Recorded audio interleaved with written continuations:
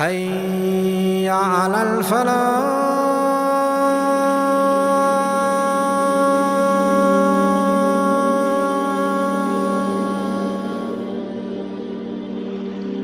They ask you, O Muhammad sallallahu alayhi wasallam, concerning Dhul Qarnayn. Dhul Qarnayn was a righteous ruler. Do you know what he set out to do? He set out to conquer the world. That he should conquer the east and the west according to the rule of Allah subhanahu wa ta'ala. And so he went to the far east and he went to the far west. He traveled across the world to many, many lands and he conquered them. So his rule was one of peace. His rule was one of justice. There is nothing left for him to conquer. He continues to follow the path of Allah until he came to an area where there were two very large mountains. He came across a group of people, he could barely understand a word that they were saying. And they complained to him, "Indeed, O Dhul Qarnayn, there are a group of people who live in our land, who live close to us. Their name is Ya'juj and Ma'juj. And they are a people who are evil, rebellious. They're people who harm us, they take from our wealth, and they kill us indiscriminately. Evil people. So can we pay you so that you may make and create for us, between us and them, a barrier?" This is how desperate they were. So what did he say? "That which Allah has given to me is very good. It is far better than anything that you can give." He's a king, he's a ruler. These are people who are being oppressed. Injustice is being done towards them. So from the rights of the ruler, from the things that he should do, is protect the weak and the oppressed. He says, "I don't need your money. I don't need your money, but rather help me with your strength. Not only will I make for you a barrier, but I will make for you a dam. Something far stronger than a barrier, stronger than that which you asked for. But I need your help. Bring me sheets of iron."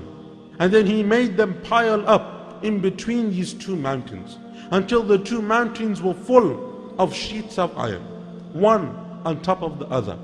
A great feat of architecture, a blessing that Allah bestowed upon him. He made such a great barrier. And then he said to them, "Now that it is full, blow on it." Meaning heat it up, the iron, so that it joins and it becomes solid. And then when it was boiling and it was red hot, he told them, "Now pour copper over it as well, to solidify it even further." So Allah Azza wa Jal says that they were never able, the people of Ya'juj and Ma'juj, once Dhul Qarnayn made this for them, never were they able to go over it. They couldn't get over it because of how formidable the structure was. Nor were they able to dig through it. They couldn't escape. They couldn't do anything. This, it is the mercy of my Lord Allah. For a time will come when the commandment of Allah will arrive and that wall will be destroyed. It will crumble, it will fall. And no doubt, the promise of Allah is ever true. One of the major signs of Yawm al-Qiyamah that Allah Azza wa Jal has ordained will come is that this group of people known as Ya'juj and Ma'juj will come out again on the earth just as they did during the time of Dhul Qarnayn. Ya'juj and Ma'juj is a tribe from the children of Adam alayhi salam. They are humans like me and you. And they are a tribe that used to live at the time of Dhul Qarnayn, and they continue to live, and they will come out again, and they will be one of the major signs of Yawm al-Qiyamah. Ya'juj and Ma'juj are not Arabs. They said, according to Ibn Kathir rahimahullah, that the Prophet Nuh alayhi salam had 3 sons. And from one of those sons comes the tribe of Ya'juj and Ma'juj. And they are a formidable, a very, very big nation, a very, very big tribe. They are humans like me and you. And the Prophet sallallahu alaihi wasallam described them. And he said sallallahu alaihi wasallam that their features are that they have broad faces, and they have very small eyes, and they have blackish, reddish hair. And he said sallallahu alaihi wasallam that their faces are round, just like a shield is round. And he said that when they come out, they will come out from every mountain pass. Meaning there will be so many of them that they will be like one wave after another. In the hadith of Imran ibn Hussein radiyallahu anhu warda in Musnad Imam Ahmad, he was traveling with his companions and they were on a journey. And as they were traveling, the Prophet ﷺ began to recite from the Quran. And he recited the verses, the first two verses of Surah Al-Hajj, just out of the blue, as the companions were traveling with him on a journey, in which Allah subhanahu wa ta'ala says, O mankind, fear your Lord. Indeed, the earthquake of Yawm al-Qiyamah, the earthquake of the Day of Judgment, is a very grave matter. On that day you will see that the woman who is suckling her child will leave her child. And you will see the woman who is pregnant have a miscarriage. And you will see that the people look as if they are drunk, but they are not drunk, but rather the punishment of Allah is severe. So when the Prophet ﷺ recited these two verses, the companions came closer to him, because they knew that he only recited these two verses to grasp their attention. He wanted to tell them something, and so they came close to listen to him. He said that on Yawm al-Qiyamah, our Lord Allah subhanahu wa ta'ala, He will speak to Adam alayhi salam, the father of humankind. Allah will say to Adam, O Adam, take from all of your children those people who will enter into Jahannam. And so Adam alayhi salam will ask, O Allah, what is this portion of the fire? And then Allah Azza wa Jal will respond and He will say, from every 1,999 are from Ya'juj and Ma'juj. They are from the people of the fire, and one will go to paradise. And so the Prophet ﷺ left them after he told them this. Imran ibn Hussein radiyallahu anh, the narrator of the hadith, he says that the companions, they became upset and perturbed. From every 1,999, it is nearly everyone. So they became worried. So when the Prophet ﷺ came out and he saw how worried they were, he said to them, what makes you so worried? And they told him that your hadith, what you just said, makes us worried. So he said, don't fear, for I hope that on Yawm al-Qiyamah my ummah will be a quarter of the people of Jannah. And so the companions became so happy that they made the takbir. And the Prophet ﷺ said, no, rather I hope that a third of the people of Jannah will be from my ummah. So again the companions rejoiced and they became happy.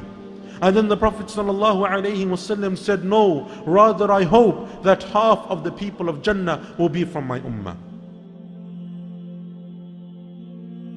The Prophet ﷺ once entered on his wife. He entered into the house of Aisha radiyallahu anha, our mother and the mother of the believers. And he was upset. He came in and he was worried and he was upset. And he said to his wife Aisha radiyallahu anha, he said, woe to the Arabs from an evil that draws close. Indeed today from the barrier of Ya'juj and Ma'juj there has opened a hole this size. That your people, the Quraysh, the Arabs, woe to them.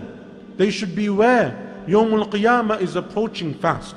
It is coming close. They need to believe in Allah. The signs of Yawm al-Qiyamah are coming. From the barrier of Ya'juj and Ma'juj, a hole was opened today. The Prophet ﷺ told us that every single day, the people of Ya'juj and Ma'juj, they come to this barrier. The barrier and the dam that Dhul Qarnayn built. And they come and they begin to dig. And they make a hole every single day. And then in the evening they become tired, because they're humans like me and you. So then they say, let us stop here and go and rest, and we'll come back tomorrow and continue. And when they return the next day, they find that the hole has been closed. Allah decrees that the hole becomes closed. So again they begin to dig from anew. Start all over again, they begin to dig. And again they make a hole. And again in the night they become tired, so they go back and they say, let us continue the next day. And when they come back the next day, the hole is closed again. And this continues to happen every single day, until that time that Allah decrees and ordains that the people of Ya'juj and Ma'juj will come out. So on that day, they will come and they will dig that hole, and they will make that hole. And in the night when they become tired, someone from amongst them will say, and we shall come back and continue tomorrow, insha'Allah. He will invoke the name of Allah subhanahu wa ta'ala. So they will leave. And they will come back in the morning and they will find that the hole is there, just as it was. And then they will carry on digging and they will break that dam and that barrier, and then they will come out in waves, wave after wave. That when they come out, they will come across a river and they will begin to drink from that river. But because there's so many, by the time the last group of people come, the river will be dry. There will be no water left. And so those last group of people will say, I think there used to be a river here, but it is no longer here. And they will rampage upon the earth and they will destroy everything. And the believers at that time will be few in number. And they will be with the Prophet of Allah, Isa alayhi salam. And Allah Azza wa Jal will say to Isa alayhi salam, indeed some of my servants have come out upon the earth. So do not fight them, because you cannot fight them. You can't win in a war against Ya'juj and Ma'juj. But rather take the believers and go to the mountain of At-Tur, the same blessed mountain that the Prophet Musa alayhi salam went to receive the revelation of Allah. And then a time will come when they have killed everything. They have destroyed everything. The earth is full of evil and oppression. And it will be at that time that one of them will say that we have conquered the earth. Now let us go and conquer the heavens. So one of them will take an arrow and he will shoot it into the sky. And it will come back with red blood. And so he will think, wal-'iyadhu billah, that he has conquered the heavens. And so he will say, now we have conquered everything. When they reach that level of disbelief and evil and oppression, that is when Allah will destroy them. During that time, the believers will be with the Prophet Isa alayhi salatu wassalam, and they will be in the mountain of At-Tur. But after some time, their provisions will run out. So they will choose one person from amongst them, one Muslim, to go down and to bring more food. But that person who is chosen knows that if he goes down, so he goes out in the morning knowing that he's a dead man. But he goes down and he finds that the earth is littered with their bodies. Allah has destroyed them all at once. And how will Allah destroy them? As the Prophet ﷺ said, that Allah will destroy them by sending small insects like worms in their necks. Allah subhanahu wa ta'ala wants to teach them a lesson, that no matter how strong and powerful they may be, Allah is stronger, and Allah is more powerful, and Allah controls the heavens and the earth, and nothing can happen except by His permission. But He will destroy them in the most humiliating of ways. It will be the most simplest of creatures, the weakest of insects.